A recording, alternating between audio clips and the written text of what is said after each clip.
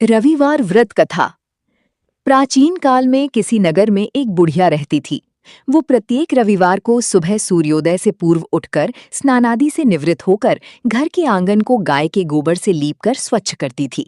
उसके बाद वो सूर्य भगवान की पूजा करती, फिर भोजन तैयार कर सूर्यदेव को भोग लगाकर स्वयं भोजन करती थी। भगवान भास्कर की कृपा से उसे किसी प्रकार की चिंता और कष्ट नहीं था। धीरे धीरे उसका घर धन धान्य से भरता गया। उस बुढ़िया को सुखी देखकर उसकी पड़ोसन उससे जलने लगी। बुढ़िया के पास कोई गाय नहीं थी, अतः रविवार को घर लीपने के लिए वो पड़ोसन के आंगन में बंधी गाय का गोबर लाती थी।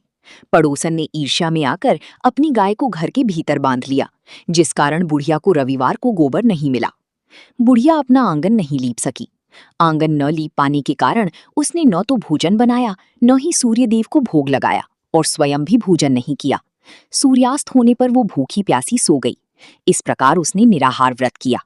रात्रि में सूर्य भगवान ने उसे स्वप्न में दर्शन दिए और उन्होंने भोग न लगाने का कारण पूछा। बुढ़िया ने बहुत ही करुण स्वर में पड़ोसन द्वारा घर में गाय बांधने और गोबर न मिल पाने की व्यथा कही। सूर्यदेव ने अपनी भक्त की परेशानी का कारण जानकर उसकी परेशानियां दूर करते हुए कहा, माता, मैं आपकी भक्ति से प्रसन्न हूँ। मेरा व्रत करने और कथा सुनने से निर्धन को धन और बांझ स्त्रियों को पुत्र की प्राप्ति होती है। इसलिए मैं आपको एक ऐसी गाय देता हूँ जो सभी इच्छाएं पूर्ण करती है। स्वप्न में उस बुढ़िया को ऐसा वरदान देकर भगवान सूर्य अंतर्ध्यान हो गए। प्रातःकाल सूर्योदय से पूर्व जब उस बुढ़िया की आंख खुली तो अपने घर के आंगन में एक सुंदर गाय और बछड़ी को देखकर वो हैरान हो गई। पड़ोसन ने जब बुढ़िया की आंगन में सुंदर गाय को देखा तो वो उससे और अधिक जलने लगी। जैसे ही गाय ने सोने का गोबर किया, पड़ोसन की आंखें फटी की फटी रह गईं। पड़ोसन ने उस बुढ़िया को आसपास न पाकर तुरंत उस गोबर को उठाया और अपने घर ले गई तथा अपनी गाय का साधारण गोबर वहां रखाई। बुढ़िया को सोने के गोबर के बारे में पता ही नहीं चला और वो पहले की तरह भगवान सूर्य देव का व्रत करती रही और कथा सुनती रही। पड़ोसन की चालाकी देखकर एक दिन सूर्य भगवान ने तेज आंधी चलाई, जिसके कारण बुढ़िया ने अपनी गाय को घर के भीतर बांध लिया। अगली सुबह उठकर बुढ़िया ने जब गाय का स्वर्ण गोबर देखा तो उसे बहुत आश्चर्य हुआ। उस दिन के बाद बुढ़िया गाय को घर के भीतर ही बांधने लगी। सोने के गोबर से बुढ़िया कुछ ही दिनों में बहुत धनवान हो गई। अब पड़ोसन बुरी तरह जल भूनकर राख हो गई। जब उसे सोने का गोबर पाने का कोई उपाय नहीं सूझा तो वो राजा के दरबार में पहुंची और राजा को सारी बात बता दी। राजा ने अपनी सैनिक भेजकर बुढ़िया की गाय लाने का आदेश दिया। सैनिक बुढ़िया के घर पहुंचे।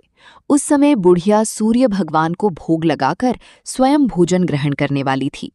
राजा के सैनिकों ने गाय को खोला और अपने साथ महल की ओर ले चले। बुढ़िया ने सैनिकों से गाय न ले जाने की करुण प्रार्थना की।